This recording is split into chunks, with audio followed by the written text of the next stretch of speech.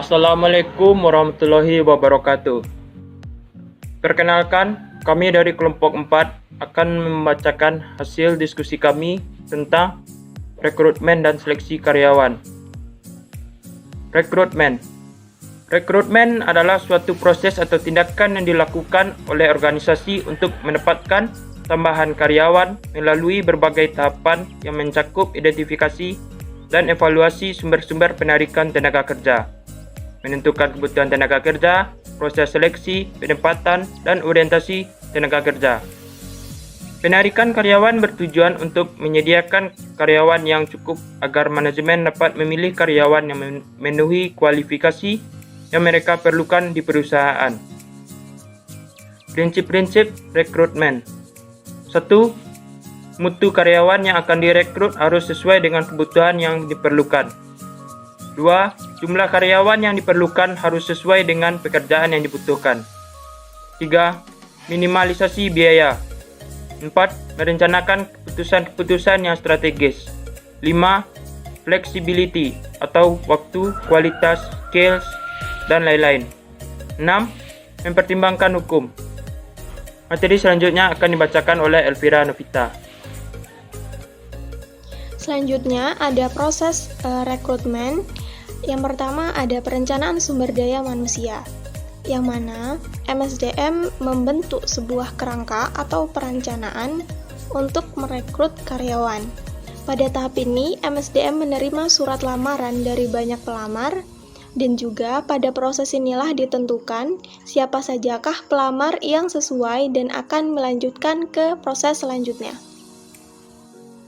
Selanjutnya ada alternatif rekrutmen. Yang pertama ada outsourcing, yaitu menggunakan jasa eksternal untuk menjalankan pekerjaan yang sebelumnya dilakukan oleh pihak internal.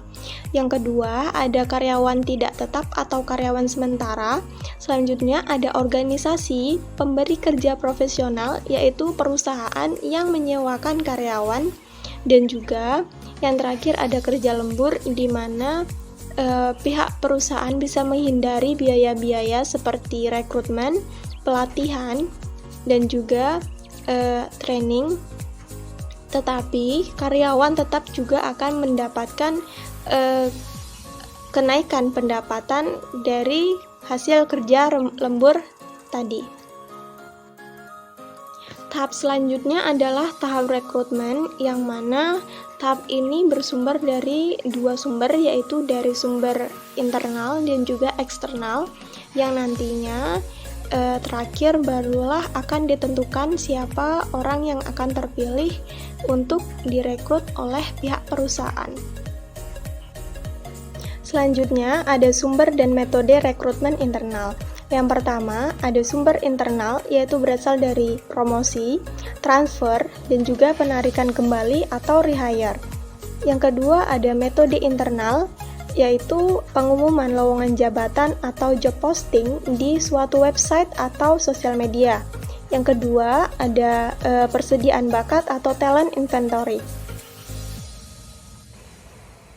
Baiklah, saya akan melanjutkan materi tentang metode rekrutmen eksternal. Yang pertama, pelamar yang datang atau walk-in dan surat lamaran yang masuk atau write-in. Yang kedua, rekomendasi karyawan. Yang ketiga, iklan. Yang keempat, agen tenaga kerja atau perusahaan jasa rekrutmen. Yang kelima, lembaga pendidikan. Yang keenam, asosiasi profesional atau organisasi tenaga kerjaan. Yang ketujuh, open house atau job fair. Yang kedelapan, internet. Yang kesembilan, merger dan akuisisi. Dan yang kesepuluh, rekrutmen internasional. Selanjutnya yaitu metode rekrutmen online. Yang pertama, rekrutmen internet atau internet recruiter. Orang yang pekerjaan utamanya menjalankan proses rekrutmen melalui internet disebut juga sebagai perekrut maya atau cyber recruiter. Yang kedua yaitu bursa kerja virtual atau virtual job fair.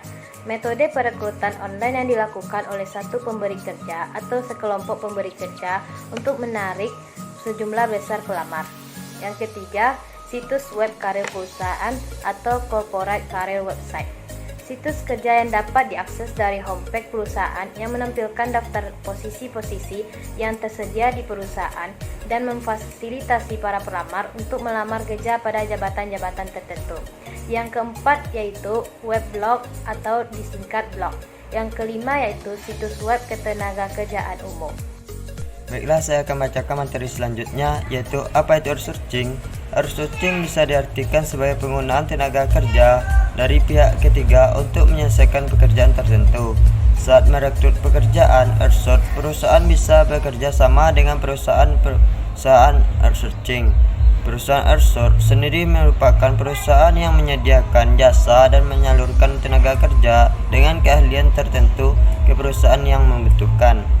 Intinya, karyawan outsourcing hanya bisa direkrut untuk menyediakan pekerjaan di luar pekerjaan inti perusahaan pengguna jasa. Beberapa contoh pekerjaan yang bisa dilakukan oleh karyawan outsourcing meliputi pekerjaan kebersihan, keamanan, penyediaan makanan, petugas call center, pekerja di pabrik, kurir atau supir, hingga petugas manajemen. Alur atau proses ketika HR membuka lowongan pekerjaan. Yang pertama, mengidentifikasi kebutuhan suatu posisi. Yang kedua, merencanakan proses rekrutmen. Yang ketiga, mempublikasikan lowongan pekerjaan. Yang keempat, meninjau lamaran yang telah masuk. Yang kelima, menyeleksi CV. Yang keenam, HRD interview. Yang ketujuh, user interview. 8. Psikotes. 9. Penawaran gaji. 10. MCU. 11. Menandatangani kontrak kerja. 5 karakter karyawan yang harus Anda rekrut yaitu 1. Cepat beradaptasi, humble, mudah mengenali orang lain. Yang kedua, memiliki passion, antusias dalam berkomunikasi dengan orang lain untuk menjalin relasi dan kerjasama. Yang ketiga, memiliki karakter yang positif, sopan santun dalam bekerja, meminta izin saat tidak ada di kantor, mau meminta maaf jika terjadi adanya kesalahan. Yang keempat, result oriented, karyawan yang memiliki tujuan. Yang kelima, berkomitmen, tetap menjalankan tugas sesuai perintah atasan ataupun